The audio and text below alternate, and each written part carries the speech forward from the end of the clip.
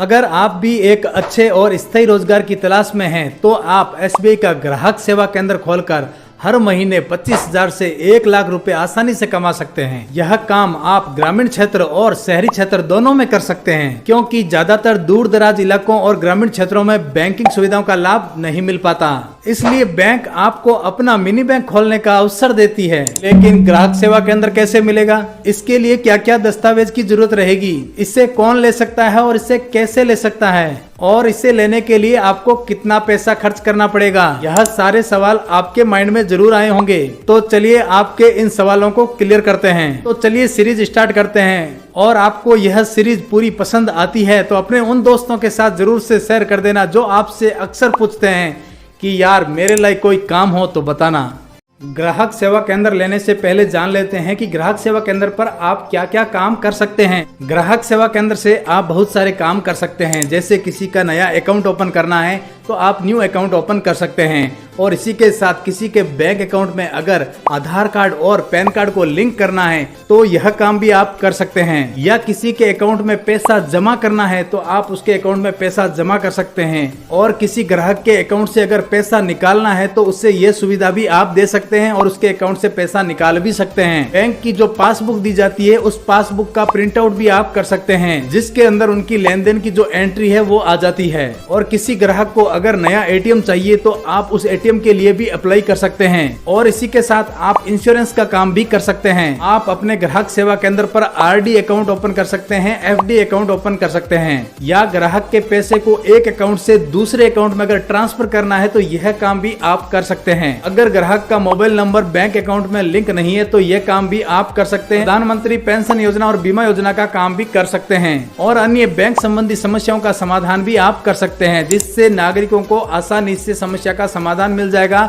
और इधर उधर उनको लाइन में नहीं लगना पड़ेगा और भटकना भी नहीं पड़ेगा। अब बात करते हैं ग्राहक सेवा केंद्र आप कैसे ले सकते हैं। इसके दो तरीके आपके पास होते हैं। एक तरीका होता है ऑनलाइन का, जिसके अंदर आप ऑनलाइन अप्लाई करके इसके अंदर ग्राहक सेवा केंद्र ले सकते हैं, और एक तरीका होता है आपका ऑफलाइन का। ऑफलाइन के अंदर भी आप ग्राहक सेवा केंद्र ले सकते हैं। मैं दोनों तरीके आपको बताने जा रहा हूँ, जो आपको अच्छा लगे उसके अंदर अप्लाई कर सकते हैं। तो चलिए आपको बताते हैं ये दोनों तरीके। तो चलिए अब जानते हैं कि एसबीआई कियोस्क आप ऑनलाइन कैसे अप्लाई कर सकते हैं। ऑनलाइन अप्लाई करने के लिए सबसे पहले आपको क्रोम ब्राउजर को ओपन कर लेना है और यहाँ पे सर्च करना है डिजिटल इंडिया सीएसपी। यहाँ पर इस सर्च करने के बाद ऐसा ऑप्शन आपके सामने आ जाएगा। नीचे आपको ऑप्शन दिखेगा सीएसपी ऑनलाइन रजिस्ट्रेशन का, इस पर आपको क्लिक कर देना है। इसके बाद आपके सामने कुछ ऐसा इंटरफेस आ जाता है। यहाँ पर आपको स्क्रॉल डाउन कर लेना है। आप देख सकते हैं यहाँ पर सीएसपी ऑनलाइन रजिस्ट्रेशन लिखा हुआ है। नीचे आपको अपना फुल नेम यहाँ पर डालना होता है। उसके बाद आपको अपना फादर नेम यहाँ पे डालना है, आधार नंबर यहाँ पर आपको डालना होता है। उसके बाद आपका ईमेल एड्रेस यहाँ पर डालना है जो आपको याद हो, और आपका मोबाइल नंबर जो चालू कंडीशन के अंदर हो वो यहाँ पर आपको डालना है। यहाँ नीचे आपको डेट ऑफ बर्थ अपनी सेलेक्ट कर लेनी है। इसके बाद आपका जो क्वालिफिकेशन है वो आपको यहाँ पर डालना होता है, और नीचे आता है सोशल कैटेगरी, यानी कि आप जनरल से हो, एससी एसटी ओबीसी जो भी हो वो आपको यहाँ पर डाल देना है। इसके बाद आपको अपना जेंडर सेलेक्ट कर लेना है। नीचे आपको पूछ रहा है आर यू इन जॉब, क्या आप जॉब करते हैं आप। नीचे आपको monthly income for all sources, आपका जो महीने का इनकम है वो कितना है वो आपको यहाँ पर डालना है। इसके बाद आपको type of property for CSP outlet, यानी सीएसपी आउटलेट के लिए आपके पास कितनी प्रॉपर्टी है, जमीन है, वो आपको यहाँ पर बताना है कि 150 स्क्वायर फीट है, 200 स्क्वायर फीट है, वो डालना है। इसके बाद if cash deposit then cash receipt number, आपने रिसिप्ट नंबर प्राप्त किए बैंक में पैसा जमा कराकर तो आपको यहाँ पर रिसिप्ट नंबर भी डाल देना है। नीचे आपका अपना फोटो अपलोड कर लेना है। इसके बाद गांव सेलेक्ट करना है, पंचायत और ब्लॉक जो भी है आपका सेलेक्ट कर लेना है। उसके बाद आपका डाक कौन सा लगता है वो सेलेक्ट करना है, और आपका जिला और आपका राज्य। इसके बाद आपको वहाँ का पिन कोड डालना है। जिसके बाद जो आप सीएसपी लेना चाहते हैं वो नेशनल बैंक है या प्राइवेट सेक्टर का बैंक है वो आपको यहाँ पर सेलेक्ट कर देना है और सबमिट पे क्लिक कर देना, और उसके बाद आपको कॉल बैक आ जाएगा और आपसे कांटेक्ट करके आपसे सब पूछ लिया जाएगा और आपकी सहायता कर दी जाती है। आप इसके अंदर पूरा ध्यान रखें आपके साथ कोई भी तरह का फ्रॉड ना हो। आपको हमेशा कोशिश यही करनी है कि आप खुद जाकर बैंक में बात कर लें। अगर यहाँ पर भी बात करते हैं तो आपको अपनी सावधानी रखनी है पूरी, ताकि आपके साथ कोई भी फ्रॉड ना हो पाए। अब बात करते हैं कि आप ऑफलाइन कैसे एसबीआई का ग्राहक सेवा केंद्र ले सकते हैं। इसके लिए आपको सबसे पहले बैंक से संपर्क करना पड़ेगा और पता करना पड़ेगा कि आपके नजदीक के अंदर कौन सी शाखा है। जो नजदीक के अंदर आपकी शाखा है आपको वहां पर जाना पड़ेगा। और वहां पर जाकर आपको बात करनी है कि आप SBI ग्राहक सेवा केंद्र खोलना चाहते हैं और आप किस जगह खोलना चाहते हैं। आपको पूरी डिटेल के अंदर आपको उनको बताना है ताकि वो आपको सोच समझकर बता सके। और आप जहां पर SBI ग्राहक सेवा केंद्र खोलना चाहते हैं उस जगह पर अगर कोई ग्राहक सेवा केंद्र नहीं है तो बैंक आपको आसानी से ग्राहक सेवा केंद्र का ID दे देगा। और आपको एक चीज का ध्यान रखना है, आपको यह सारी बात बैंक मैनेजर से ही करनी है क्योंकि बैंक मैनेजर ही आपको ग्राहक सेवा केंद्र ID देने वाला है। और एक चीज का ध्यान और रखें कि अगर आपका बैंक के अंदर कोई जानकार है तो उनको जरूर साथ लेकर जाएं ताकि आपका काम आसानी से और जल्दी हो जाए। अब बात करते हैं दूसरे तरीके के बारे में। इसके अंदर आपको क्या करना है, थर्ड पार्टी से संपर्क करना है। थर्ड पार्टी आपको क्या करेगी, ग्राहक सेवा केंद्र दिलवा देगी।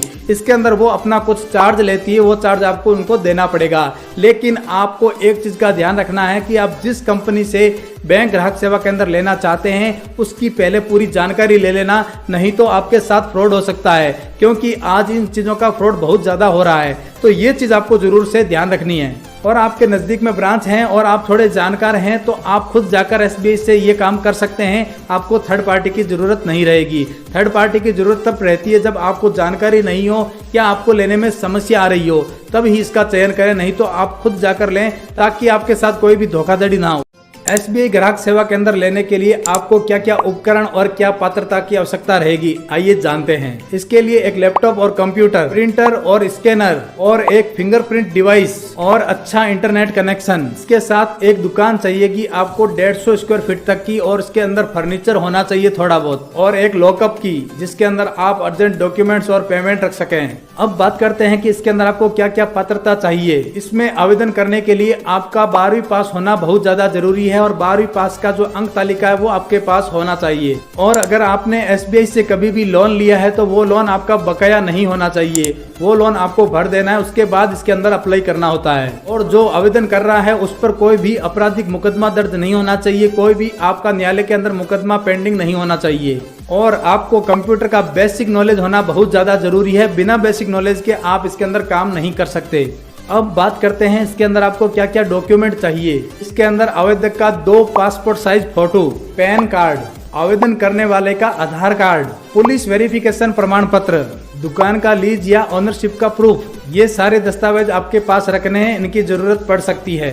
अब बात करते हैं कि ये ग्राहक सेवा केंद्र खोलने के लिए आपको कितना खर्चा आने वाला है, क्योंकि यह भी तो देखना जरूरी है कि कितना खर्च लगेगा। क्योंकि कोई भी ग्राहक सेवा केंद्र खोलने से पहले हर व्यक्ति के मन में ये सवाल जरूर आता है कि उसका पैसा कितना जाएगा। तो यह जो खर्चा होता है वो आप पर डिपेंड करता है। अगर आपके पास दुकान है, आपके पास लैपटॉप है, प्रिंटर है या जो भी उपकरण इसके अंदर आपको चाहिए वो आपके पास अगर हैं तो बहुत ही कम पैसों के अंदर आपका ये काम स्टार्ट हो जाता है।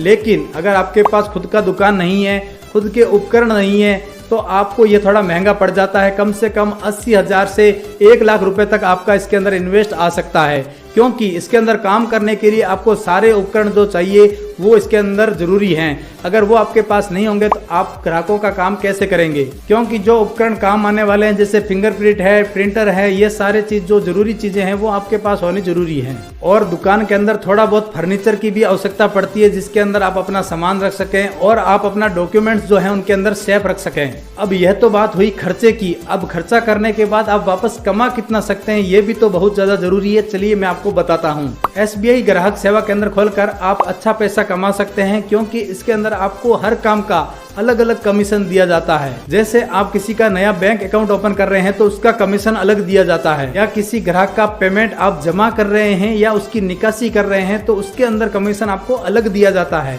या आप बैंक अकाउंट से ग्राहक का आधार कार्ड लिंक कर रहे हैं तो उसका भी कमीशन अलग दिया जाता है। और ये कमीशन चेंज होता रहता है, कभी ज्यादा मिलता है, कभी कम मिलता है। मैं आपको एक चार्ट बता देता हूँ, इसके अंदर आप देख सकते हैं कि कितना कमीशन मिलता है। और ये कमीशन कोई फिक्स नहीं है, चेंज भी होता रहता है। तो इस तरह से आप SBI ग्राहक सेवा केंद्र खोलकर नागरिकों की सेवा कर सकते हैं और अच्छा पैसा कमा सकते हैं।